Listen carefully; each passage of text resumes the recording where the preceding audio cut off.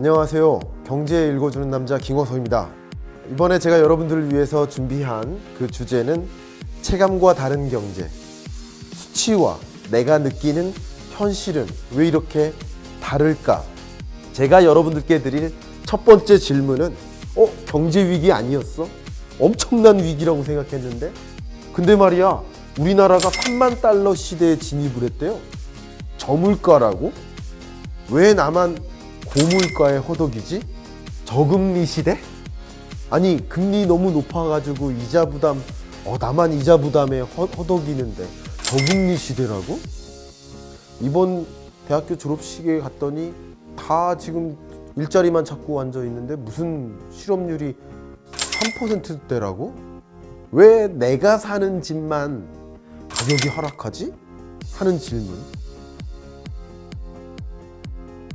여러분이 일상에서 주로 언론을 통해서 접하시는 수많은 경제 지표들과 여러분이 살갗에 와닿는 그런 수많은 체감 경제가 왜 이렇게 다른지를 본 강연을 통해서 확인해 보실 수 있기를 바랍니다. 감사합니다.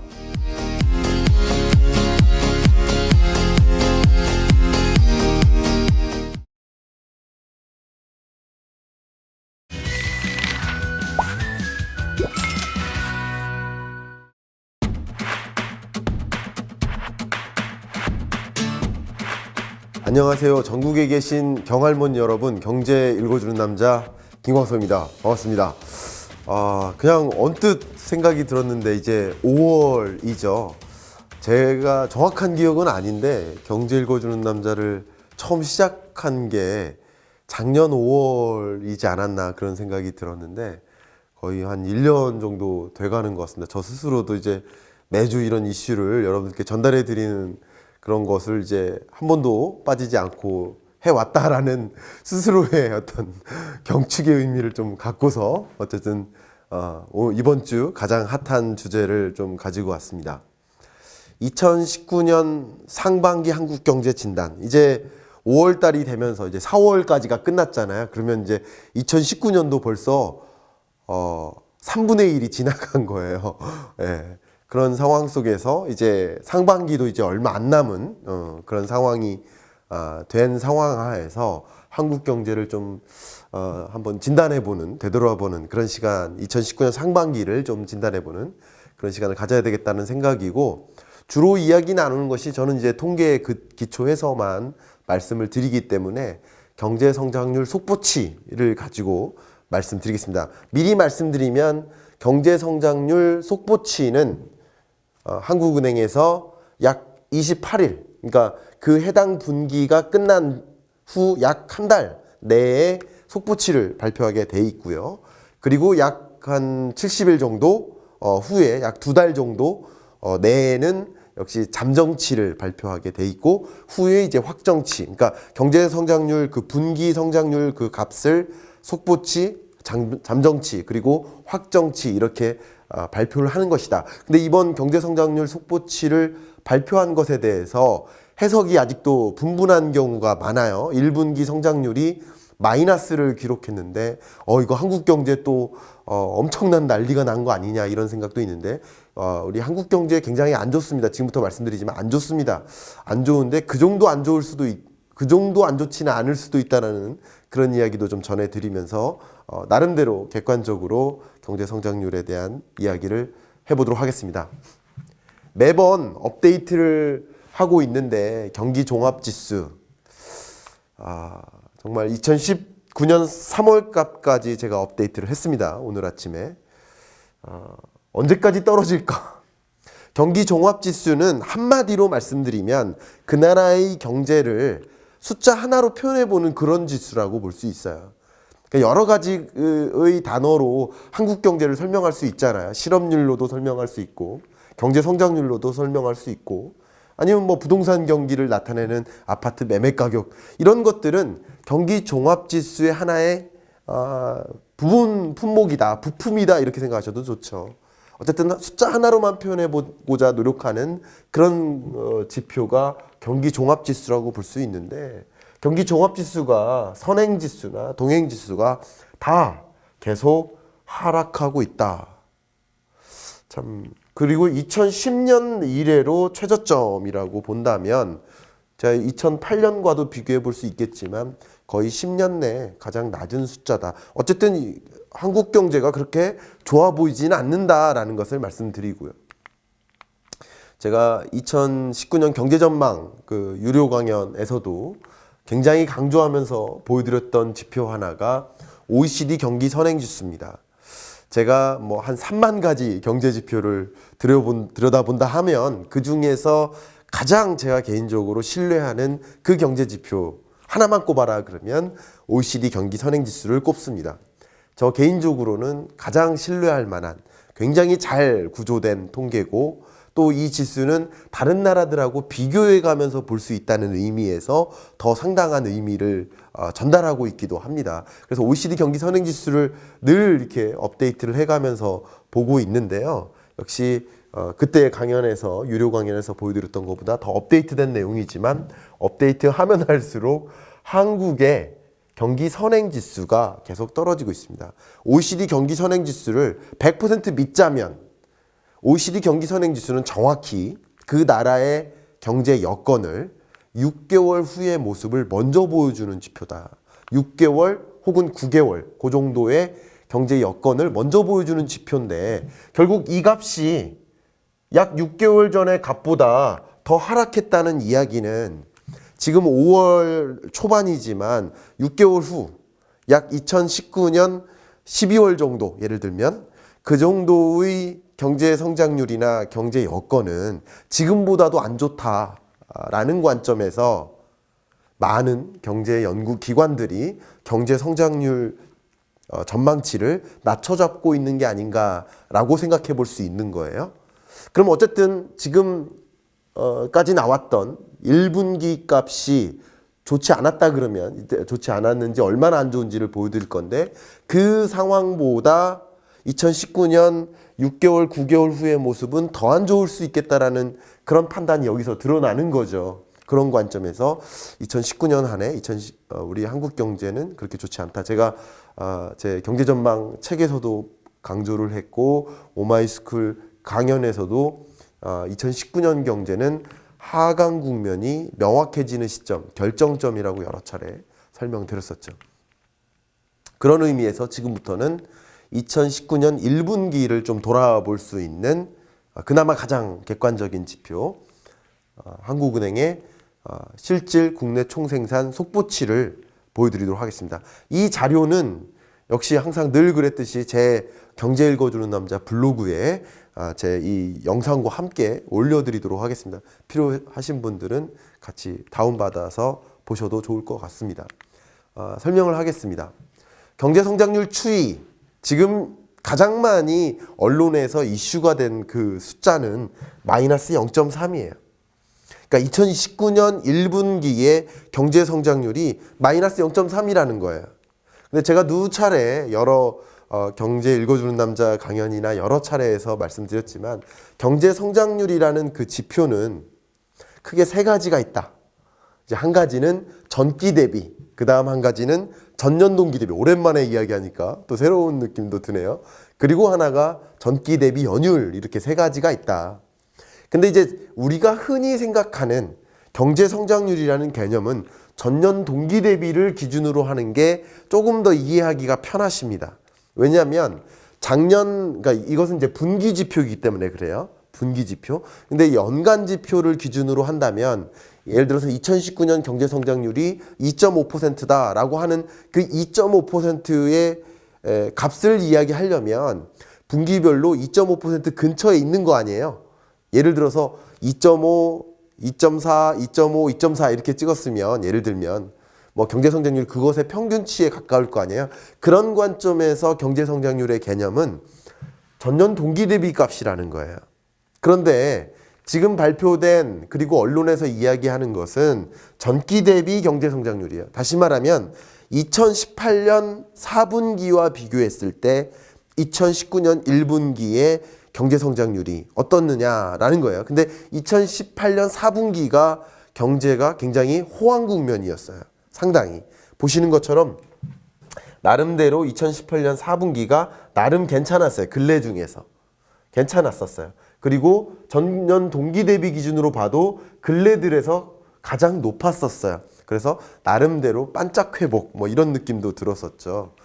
그랬는데 그 시점과 비교했을 때 전기 대비, 그러니까 2018년 4분기와 비교했을 때는 마이너스 0.3이라는 거예요. 그러니까 2018년 4분기의 GDP 규모랑 2019년 1분기의 GDP 규모를 비교했을 때 그렇다는 것이고, 보통은 어떻게 비교하느냐? 2018년 1분기와 비교를 하는 거죠. 그런 관점에서는 1.8이에요. 물론 1.8이라는 숫자는 여전히 안 좋습니다. 한국은행이 바라보는 경제성장률 전망치가 2019년이 2.5%다라고 한다면 2.5%를 밑도는 숫자니까 좋은 숫자가 아니에요. 2%를 밑도는 숫자, 이런 정도의 숫자는 좋지 않아요. 한국 경제 굉장히 안 좋은 상황이다.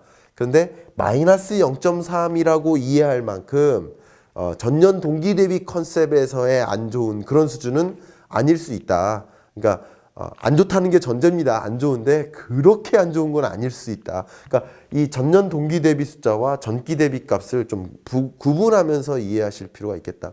일반적으로 전기 대비 성장률 지표를 공유할 때는 상당히 체감 경기를 보여주는 경향이 깊어요.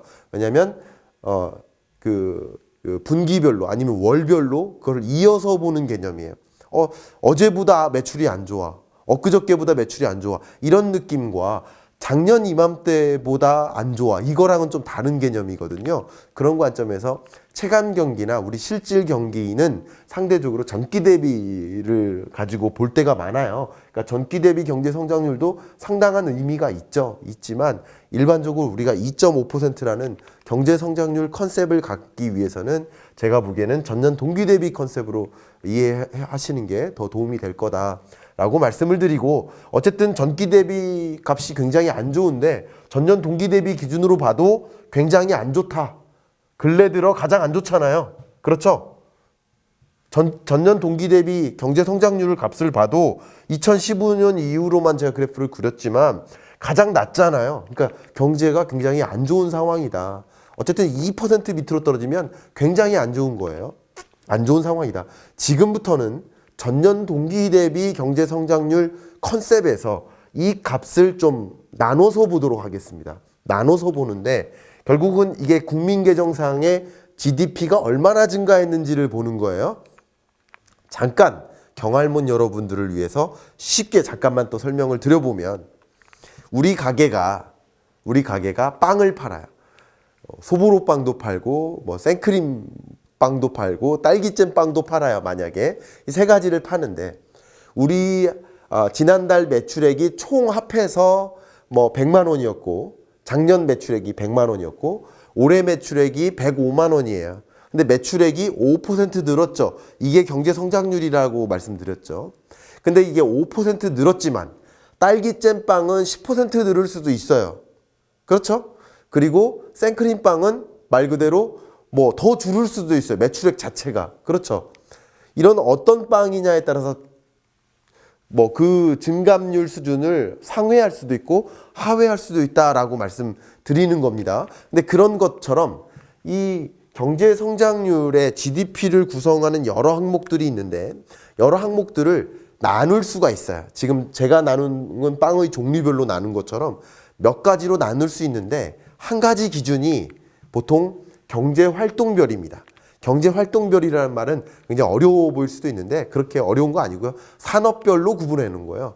결국 우리나라 총생산은 뭐 건설업, 제조업, 서비스업, 농림업, 전기가스, 수도업 이런 여러 사업 부문의 총생산을 다 더한 걸 거 아니에요. 그러니까 산업 부문별로, 경제활동별로 그것을 이제 쪼개볼 수 있는 거예요. 한 가지는. 그리고 제가 자주 보여드리는 것이 지출 항목별로 쪼개서 보여드릴 수가 있는 거죠. 조금 이따 가도록 하고, 경제 활동별로 보면 제가 물론 이게 그래프가 너무 복잡해 보여서 서비스업은 뺐습니다. 서비스업은 보통은 이제 성장률 자체가 되게 스테디예요. 그리고 경제 성장률에 굉장히 근접해 있고요. 그래서 일단 뺐고요. 보시면 굉장히 안 좋은 게 어디예요? 건설업입니다. 건설업.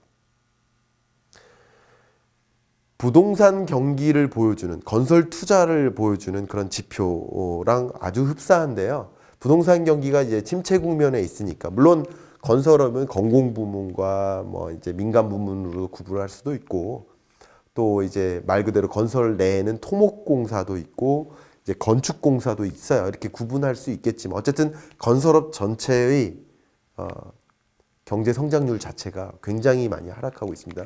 왜냐하면 경기가 좋지 않다고 생각하니까, 특히 부동산 경기가 침체되는 국면에 있다고 생각하니까 이미 분양 물량이 엄청나게 많았는데 굳이 또 지어야 돼 하는 생각으로 이제 건설업의 이 전체 생산이 크게 줄어들고 있는 모습이고요.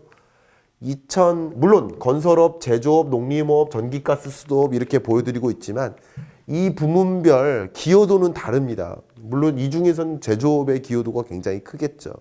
어쩌면 건설업의 증감보다 더 중요한 건 제조업일 텐데, 제조업 경기가 2019년 1분기 굉장히 안 좋아집니다. 1.4%. 그러니까 경제 성장률이라고 하는 아까 말씀드린 1.8%죠. 이게 가운데 있다고 생각해 보세요. 이렇게 가운데 있다고 생각해 보세요. 근데 제조업 경기가 경제 성장률을 하회하는, 그러니까 제조업 경기가 침체되는 과정에서 경제 성장률을 끌어내리는 역할을 했다. 그리고 전기가스 수도 사업 요즘 공공부문 가지고 이야기가 많죠. 저도 아마 어제 기사인가 오늘 기사에 조선일보에 이 공공부문에 대해서 제가 코멘트한 게 있죠. 뭐냐면 이게 전기가스, 물론 다른 영역도 공공부문의 비중이 있습니다만 전기가스 수도 사업은 공공부문의 비중이 상대적으로 높은 산업 영역이라고 볼 수 있어요. 그렇죠. 한국전력이라든가 가스공사라든가 수도 다 마찬가지, 수도광열 마찬가지. 그러니까 이런 영역에서는 상당히 괜찮았어요. 3.9%로. 괜찮으니까, 매출액이 느니까, 그러면은 이익성이나 뭐 수익성도 늘어야 되는데 마이너스를 보이는 거죠. 그래서 공공부문의 비효율화를 많이 얘기하죠. 매출액이 느는 만큼 공공부문 일자리에 대한 근로 조건을 개선해 주는 거예요. 급여도 올려주고. 물론 공공부문에 계신 분들 입장에서는 이 강연을 보시면서 싫어하실 수도 있는데, 어쨌든 객관적으로 봤을 때 공공부문의 효율성이 극대화되긴 굉장히 어려워요. 왜냐하면 공공부문, 공사의 역할은 분배에 초점을 두는 거거든요. 효율성에 초점을 두면 수도 사업이 독도나 울릉도에까지 그 수도 서비스를 제공할 수가 없는 거예요. 전기 서비스를 제공할 수 없는 거죠. 근데 분배에 초점을 두니까 그런 도서 산간에까지 그런 서비스가 다 가는 거 아닙니까? 그러니까 이제 분배를 주장하는 게 더 중요해요, 물론. 근데 효율성을 너무 무시하게 되면 그 효율성이 무시되는 만큼, 마이너스 수익성을 가져오는 만큼, 방만하게 경영하는 만큼 그런 그런 방만 경영에 따른 그런 부메랑이 누구한테 온다? 국민에게 온다. 국민의 세금으로 더 오는 것이다. 국민의 세금으로 상당 부분 운영되는 그런 경향성 있는 공공부문의 경우 그렇게 방만하게 경영하면 안 된다라는 이야기가 지금 굉장히 많이 되는 거죠. 어쨌든 그렇고 농림업이나 뭐 이렇게 구조가 이렇습니다. 자, 거의 이제 마지막 부분인데요. 이걸 지출 항목별로 보도록 하겠습니다. 제가 굉장히 많이 강조를 했었죠. GDP를 구성하는 여러 항목들, 바로 건설 투자와 설비 투자를 합해서 이게 투자, 물론 지재 투자도 있습니다만 투자, 그리고 민간 소비, 수출, 물론 순수출로 해야 되겠지만, 보시면 설비 투자, 건설 투자가 굉장히 중요합니다. 저는 2018년 4분기 들어서 좀 마이너스가 점점 이제 급격히 마이너스였다가 조금 마이너스 수준이 이제 개선되는가 싶더니 설비 투자가 이렇게 많이 위축됐습니다. 그러니까 지금 우리 경제의 가장 큰 어려움 중에 하나는 투자라고 볼 수 있어요. 가장 큰 문제는. 그러니까 투자는 결국 투자가 늘어나면서 양질의 일자리가 생기고, 민간 부분에 양질의 일자리가 생기고, 양질의 일자리가 결국 국민의 소득을 늘려나가는 그런 선순환 구조를 만드는 그런 중차대한 역할을 하는 경제의 엔진이라고 보통 표현을 했는데, 설비 투자와 건설 투자가 이렇게 꺾이고 마이너스가 더 가속화됩니다. 이런 속에서는 한국 경제가 급격히 회복되기가 굉장히 어렵습니다. 결국 경기 진작을 위해서는 기업들의 투자 여건을 개선해서 이걸 플러스로 전환해 나가야 됩니다. 기업들이 적극적으로 투자하는 과정에서 양질의 일자리가 많이 나오고 그러면서 선순환 구조가 나올 수 있는 거거든요. 그리고 중요한 것은 소비도 꺾입니다. 소비도 1.9%예요. 소비마저도 지지를 못하고 더 중요한 것은 수출입니다. 수출이 그나마 한국 경제를 지탱해내는 역할을 했었죠. 근데 수출이 0.2%예요. 거의 수출이 작년 1분기보다 거의 늘어나지 않은 수준이에요. 물론 이 대목에서 반도체 수출도 얘기를 많이 하는 거죠. 반도체 가격이 이렇게 급락하고 있는데 그 속에서 20% 반도체 가격이 떨어진다고 생각해 보세요. 그러면 반도체 수출 물량이 20% 늘어나도 반도체 총 수출액은 유지되는 수준밖에 안 되는 거예요. 그러니까 굉장히 어려운 거죠. 그러니까 주력 수출 품목들이 지금 고존을 면치 못하고 있는 상황. 그러면서 수출마저 꺾이는. 그러니까 여러 부분별로 다 살펴봐도 다 꺾여나가는 그런 모습들이 굉장히 안타까운 상황이고, 지금 이제 일본은 이제 국왕 시스템이어서 국왕이 이제 바뀌는 거죠. 이미 바뀌었죠. 바뀌는 과정에서 이제 아베 총리가 조금 더 강하게 드라이브를 걸 것 같은데, 결국 일본 수출도 지금 많이 문제가 되는 것들이 있죠. 이제 뭐 불매 운동을 하는 거예요. 여러 가지 정치 갈등으로. 정치 갈등이 경제 갈등으로 연결되지 않도록 해야 될 텐데, 지금은 정치 갈등이 고스란히 경제 갈등으로 연결되는 모습도 굉장히 안타깝습니다. 여러 가지 우리 한국 경제를 문제를 해결해야 될 과제들이 굉장히 산재되어 있는데요. 그러니까 이런 여러 부문별로 다 이제 경제가 안 좋으니까 많이 걱정이 되는 상황이라고 볼 수 있고, 어쨌든 투자 진작을 위해서 그래서 그걸 바탕으로 경제가 회복될 수 있도록 우리 정부는 더 노력해야 되지 않나 그런 생각이고요. 마지막으로 그런 과정 속에서, 그러니까 1분기 경제 성장률 자체가 생각했던 것보다 더 많이 꺾이면서 결국 경제 성장률 전망치를 조정하는 겁니다. 조정하는데 뭐 정부는 뭐 늘상 이렇게 긍정적으로 전망하는데 낮춰잡는 거죠. 한국은행도 높게 잡았다가 낮춰잡고 있고요. 그리고 얼마 전에 LG경제연구원도 뭐 높게 잡았고 또 2.5로 하향 조정했다가 또 한 번 하향 조정했죠. 2.3%로 하향 조정했습니다.